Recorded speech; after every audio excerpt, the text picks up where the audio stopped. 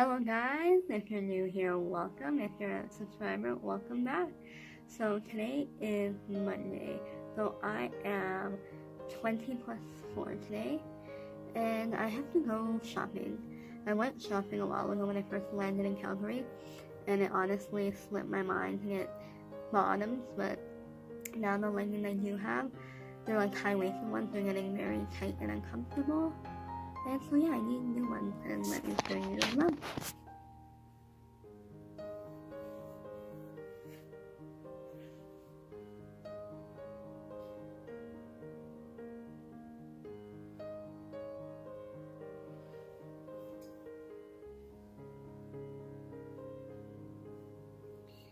I'm not sure if my stretch marks are getting worse. I feel like they are. Like, very hopeful. I can grow a bigger baby, like allow her to have room. But with that being said, because Mason got stuck at only 4 pounds 1 ounce, I feel like if I were to have a bigger baby, I would try wanting to do it vaginally again, but I know even then I'll have a higher chance of the baby getting stuck and probably will result with another episiotomy. But I really don't want to do a C-section, and so yeah, I guess, gotta play it as it happens. And so for some reason this week has been pretty stressful, to say the least. I've been getting morning sickness again in the morning, and just anytime I eat during the day I've been getting it. But I've been craving French fries. I love French fries. I can always eat French fries, but this pregnancy I haven't been able to. But I have been having French fries, and it's going on good. But other than that, I'm still picky because I can't find what I want to eat, and it's hard to eat. And later on, I'm going to talk about something that has bothered me. I filmed that when I turned 20 weeks, and so you'll see that later on. And I want to talk about also another thing, something serious that happened this week when I was 20+1. So, it's nice to have a good day, enjoy your pregnancy, and then especially when you're on YouTube, you gotta have thick skin for mean comments and hateful people, and I'm used to that. I've been born with a cleft lip and palate, so I've had a thick skin since, grade 1, when the bullying really started, emotionally, mentally, orally, physically. I think I said physically already. Or no, I don't know. Pregnancy brain. So I'm used to all that, but even though words may not affect you anymore, if you hear them so much, they will get to you regardless. And it's very easy to say, oh, don't let her words affect you, because they start to eat at you no matter what. Whether you're born normally and getting called ugly, or if you are born like me with a cleft lip and palate, and people like to make fun of your face, call you deformed, talk about your collapsed nose, or your messed up lip, or how you talk, and this side of my face. I can't help how I was born, but someone was watching my videos and they just did not like my face. I mean, there's nothing I can do with my face. I was born this way, and it took me a long time to get to where I am today, to get to you even seeing pregnancy vlogs, because I never thought I'd be alive to even have my own kids, let alone now having soon to be 3. So when this all came up, I was baffled that it was a nurse in the medical field making fun of my cleft lip and palate, and honestly that took me by a surprise. It was a whirlwind. It wasn't more so the words that were hurting me. It was like, I grew up in a hospital. I still live in a hospital pretty much with my pregnancy, but I am now, I'm going to be turning 25 this year, and I stopped going to sick kids hospital I think the last time I think I went was 21 or 22. The last thing I did was my teeth. I was pregnant with my son, so I couldn't get my lip and nose surgery. So that's 21, 22 years that I was in the hospital. So the hospital is an important and significant place for me. I've gotten to know many nurses throughout the year. So I had to stop filming the other day because I went out after that. So I'm just filming on a different day, continuing what I was saying previously. You know, I was baffled that a nurse was saying all this stuff because I grew up in the hospital, spent 21 years in the hospital getting care after surgery. So, like, I had a soft spot for nurses and I held them to a very, like, high respect. And so this was like, wow. And honestly, that was just, like, so crazy to me. And so this week has been stressful because, you know, there was a lot of aftermath to that situation, which if you are following me on Instagram or through my Facebook, where I mostly network and share my videos, you might have seen a little bit of it. I really don't want to get into details about it, but yeah, it got crazy and there were complaints made about it, which I'm grateful for the people that, you know, were just as affected by it because they were so angry that someone would do that in that field to someone born like me and just anyone, like. But yeah, it was a very stressful week. I'm honestly still recovering from that. Luckily, I had that repeat ultrasound the next day, which I mentioned in my previous update. They focused on her heart, but I'm not gonna know why or what the reason was for that until my next appointment in February. So I'm honestly trying not to stress about it because I've just been stressing way too much. So I'm kind of letting it be, and when I know, I'll know and I'll fill you guys in.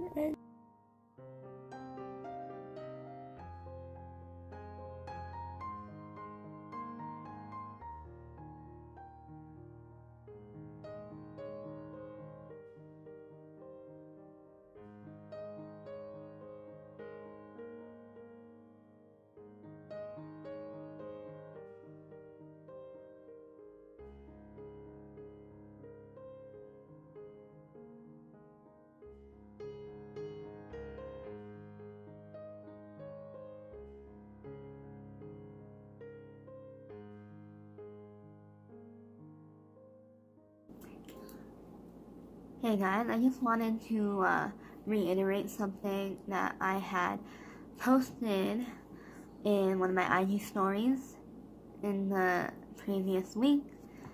So, I don't know if you have watched the very first video I posted starting my pregnancy vlogging. It was pretty long because I was pretty much giving you the hi, I'm pregnant again, and the whole pregnancy story of my first pregnancy. So how it went smoothly to when the problem arose and I was admitted into the hospital for 5 weeks, the complication I had and what led to my preterm birth and almost losing my son, and pretty much all of that.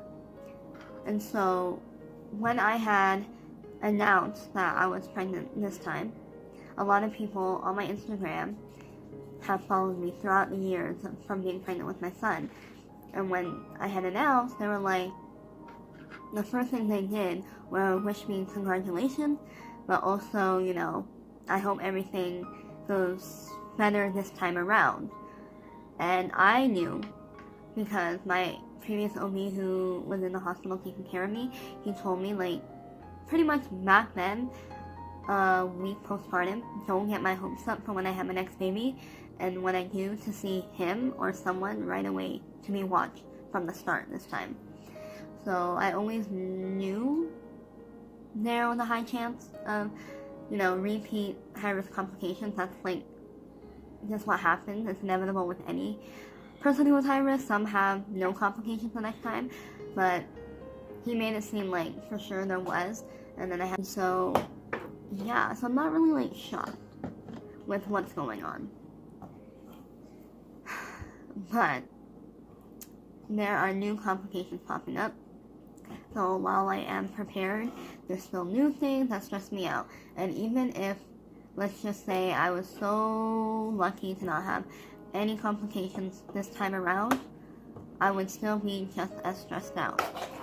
And so I just wanted to like mention something, because I get so much great support.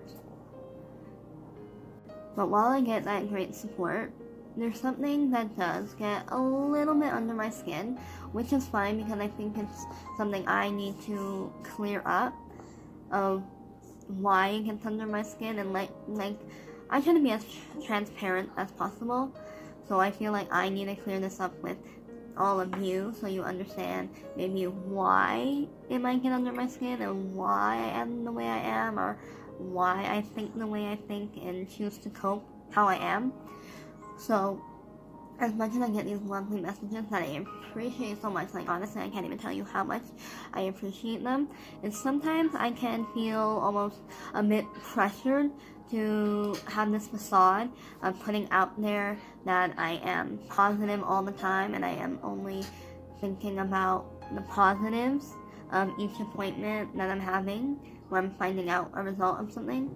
And to me, that is me being naive and also putting out like a fake message of who I am and how I'm coping with all my complications. I know sometimes it may come off as pessimistic if you see it or you speak to me where I am talking to you about it because you're sending me this message, to where it almost feels like I'm defensive, and in a way, yes, I am defensive, because while I would love to be positive all the time and only think of the positive, I can't do that. With what I went through the first time, I feel like I would be doing myself a disservice, trying to be cookie cutter, everything's perfect no matter what. Everything will work out, because I know what it's like to have complications happen and things just go wrong after wrong after wrong after wrong. And so I like to think of, okay, this positive could happen, but also this is what could happen. Every other angle, especially the bad. I like to be prepared. While people might not like that for themselves in coping, that's how I cope, and I like to be realistic about things. And so sometimes because I get all these messages at once when I do share new updates, because like I said, I'm being very public about my pregnancy and my complications again, and sometimes I can feel like I'm being bombarded to feel and show certain emotions and a certain output of how I'm supposed to handle it. And I just want you to know that that's not how I am and how I am going to be handling it. And like I said, I am someone who's transparent. I will show you the good, the bad, the beautiful, the ugly, and keep it real and keep it pushing. So this is just something where it's my personality and how I choose to cope and how it's going to be. And I don't want anyone to feel as if I'm being difficult or just argumentative or whatever, but I feel like sometimes people need to see it from my point of view and why I might be the way I am and choose to see things the way I am, because I mean, it's just the facts of what happened with my son and what seems to be happening this time around. Yeah, I just wanted to jump on and like kind of share that in this 20-week update, because I do think it's very important to be aware of, one, how we would react and handle something, but also before maybe almost questioning someone on how they cope with things, see it from their perspective, and if you can't see it from their perspective and you can't understand, then just, kind of like bite your tongue. Because at the end of the day, we all see things differently. We all have different perspectives and we all cope differently. And so I just wanted to share that so you guys can get to know me a bit better, because this is just like not a pregnancy thing of how I choose to view things. I've pretty much been like this my whole life, dealing with bullying, mental illness, just really anything in general. With my track record, I'm just used to having bad luck and things go wrong and not being treated the best. So while I would like to always hope for the best outcome for everything in life, because honestly that would just be such a breath of fresh air, I personally just can't do that anymore. It's like almost instilled in me to be this way. So I hope you get to know me better and understand why, I am sharing the thing that I am the way I am.